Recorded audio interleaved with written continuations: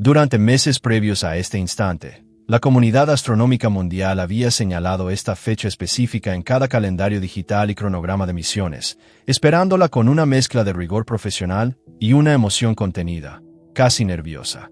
El objeto celeste conocido oficialmente como 3I Atlas, el tercer visitante interestelar confirmado que atravesó las fronteras de nuestro sistema solar, se aproximaba rápidamente a su perihelio, ese punto crítico en su trayectoria donde realizaría su paso más cercano e intenso hacia nuestro Sol.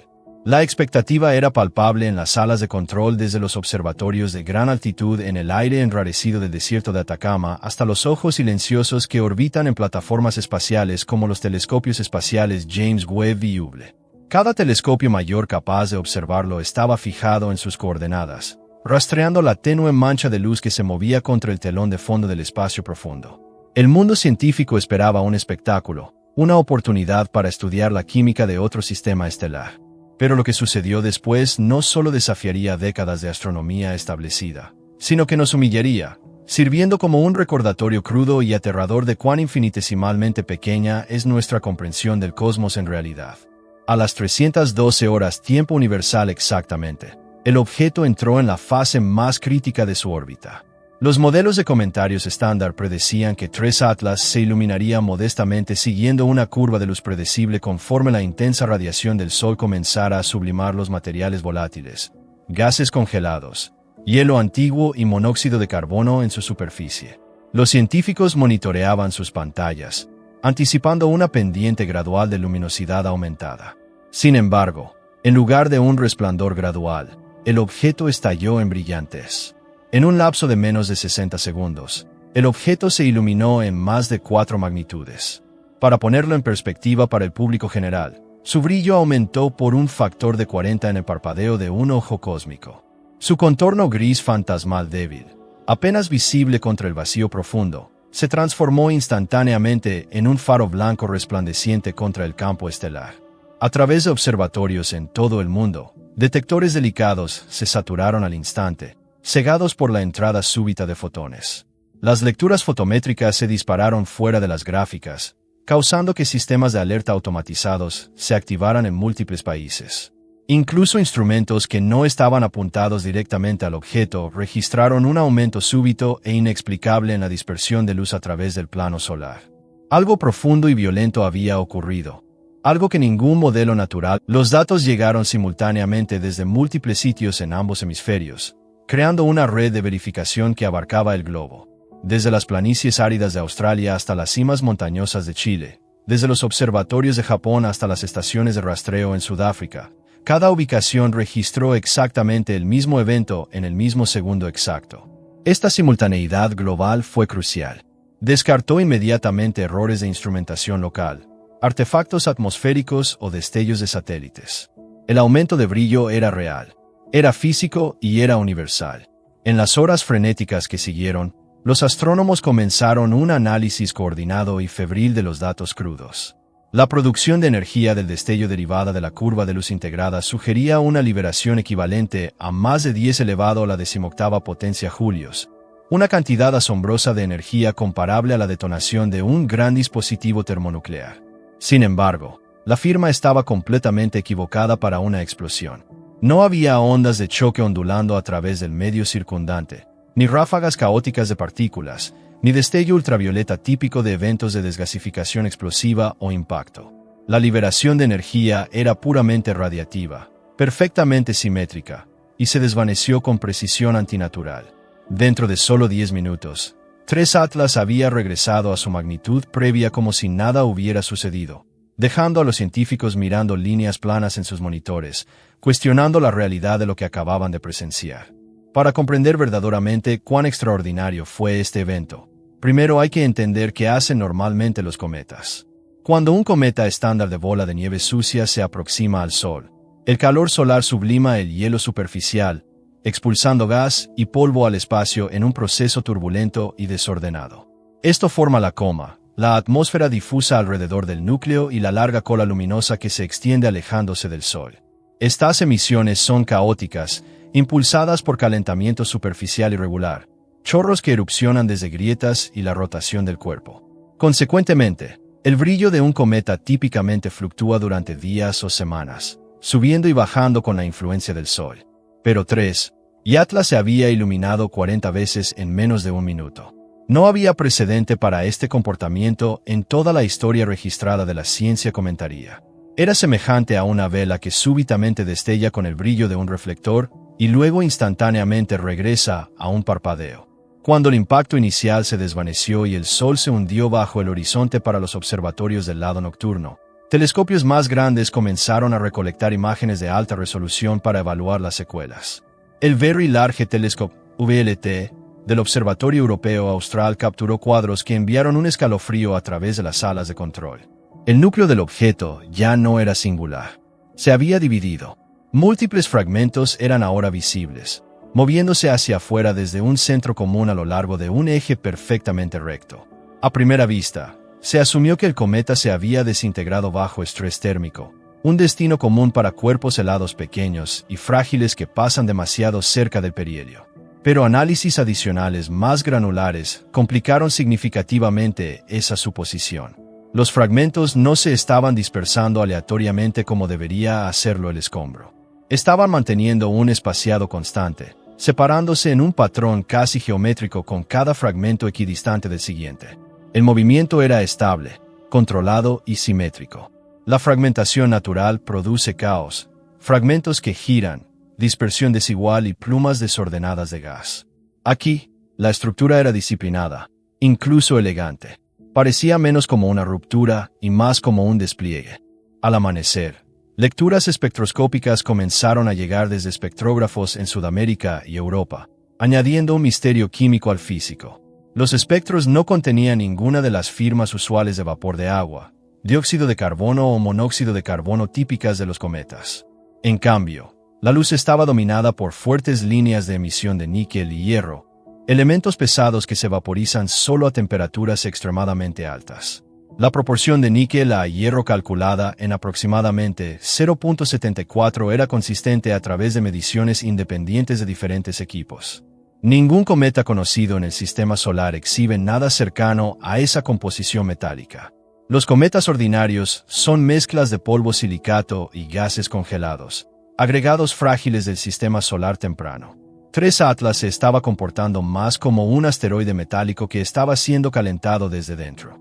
Su espectro de reflectancia se asemejaba al de una aleación sólida y densa, no un núcleo helado poroso. Esta única observación volcó décadas de modelos cometarios.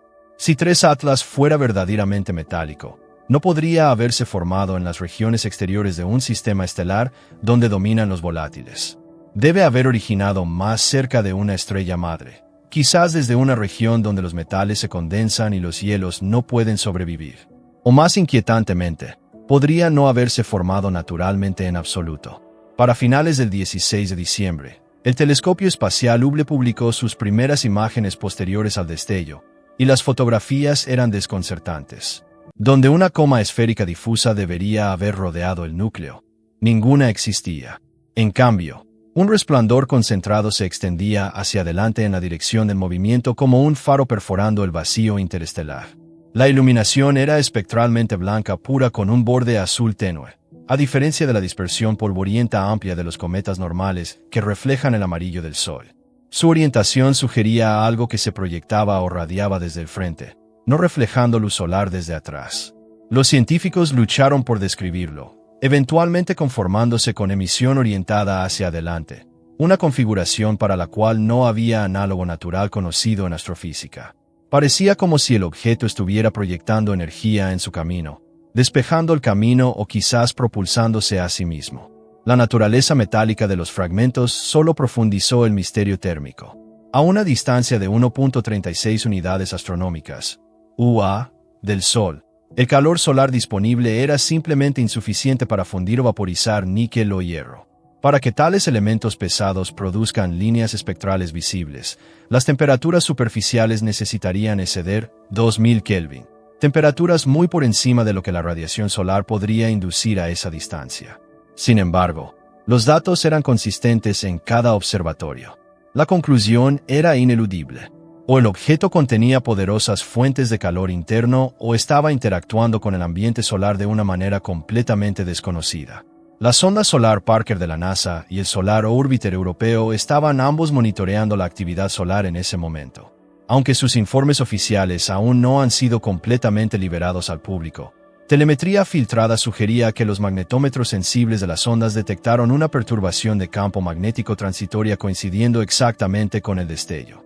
Era pequeña pero distinta de la variación solar normal. Sí es cierto, esto implicaría que TREE Atlas momentáneamente emitió o interactuó con flujo magnético lo suficientemente fuerte para registrarse a decenas de millones de kilómetros de distancia durante su paso alrededor del Sol. Además, el objeto debería haber desarrollado una larga cola extendiéndose lejos del viento solar mientras la presión de la luz del Sol empuja contra el polvo y el gas.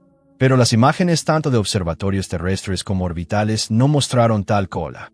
En cambio, un halo simétrico tenue se extendía igualmente en todas direcciones. Nuevamente, inconsistente con la física de la presión del viento solar. El material que lo rodeaba parecía ser no gas o polvo, sino metal particulado vaporizándose en una liberación controlada mientras se curvaba a lo largo de su camino de salida. Cuantos más datos llegaban, más 3 Atlas desafiaba la clasificación. No era un cometa típico, no un asteroide, y no consistente con modelos conocidos de escombros interestelares. Su composición metálica, fragmentación simétrica, anomalía magnética y patrón de emisión controlada cada uno contradecía el comportamiento astrofísico estándar. Y sin embargo, los datos eran consistentes, reproducibles y verificados por múltiples observatorios independientes a través de continentes. Para aquellos que recordaban la historia de visitantes interestelares, los paralelos eran difíciles de ignorar. En 2017, Oumuamua, el primer objeto conocido de más allá del sistema solar, también había exhibido aceleración no gravitacional inexplicada sin ninguna desgasificación visible. En 2019, 2 Ibarra-Borisov siguió, apareciendo como un cometa más típico. Pero TREE Atlas combinaba ambos misterios: la velocidad y trayectoria inexplicada de Oumuamua, los problemas de forma y luminosidad de Boris y una composición metálica encontrada en ninguno. Una trifecta cósmica de anomalías que sugería un patrón que apenas estamos comenzando a ver. Cuando ocurrió el destello, las lecturas del ambiente solar de la sonda Parker no registraron ningún evento solar correspondiente. Ninguna llamarada solar, ninguna eyección de masa coronal, CM, ninguna ráfaga de radiación capaz de causar el aumento de brillo en el objeto. El Sol, en resumen, no había hecho nada inusual. Lo que sea que causó el destello vino enteramente del objeto mismo. Los físicos teóricos propusieron mecanismos naturales, pero ninguno era enteramente satisfactorio. Una hipótesis sugería un colapso repentino de cavidades internas bajo estrés térmico liberando energía a través de calentamiento friccional. Otra postuló una descarga piezoeléctrica a través de granos metálicos cristalinos. Pero ninguna de estas teorías podía explicar la simetría perfecta, la precisión del tiempo o la descomposición rápida y limpia del brillo. Algunos especularon sobre orígenes artificiales, una idea rápidamente descartada en círculos oficiales, pero no olvidada en las conversaciones silenciosas del turno nocturno. El término liberación de energía controlada comenzó a aparecer en prepublicaciones, aunque raramente en publicaciones finales. El momento del evento añadió otra capa de intriga que bordeaba lo extraño. Cuando se rastreó hacia atrás, la trayectoria de TREE Atlas intersectaba la región específica del cielo desde la cual casi medio siglo antes, la señal GWAU de 1977 se había originado, una transmisión de radio de banda estrecha a 1420 MHz, la frecuencia del hidrógeno. Durante décadas, la señal GWAU había permanecido como un enigma singular en la investigación SETI. Búsqueda de inteligencia extraterrestre, poderosa, estrecha y nunca repetida. Estadísticamente, la alineación entre el origen de esa señal histórica y el camino actual de 3 Atlas es aproximadamente 0.6% probable por azar. Para un científico riguroso, es una coincidencia.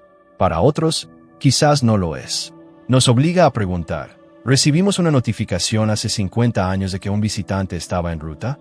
A medida que el cometa completaba su arco de perihelio y comenzaba su largo viaje de salida, el brillo gradualmente se estabilizó. Para mediados de noviembre, era nuevamente demasiado tenue para la mayoría de telescopios, retirándose hacia las frías regiones exteriores del sistema solar. pero su legado de datos permaneció inmenso.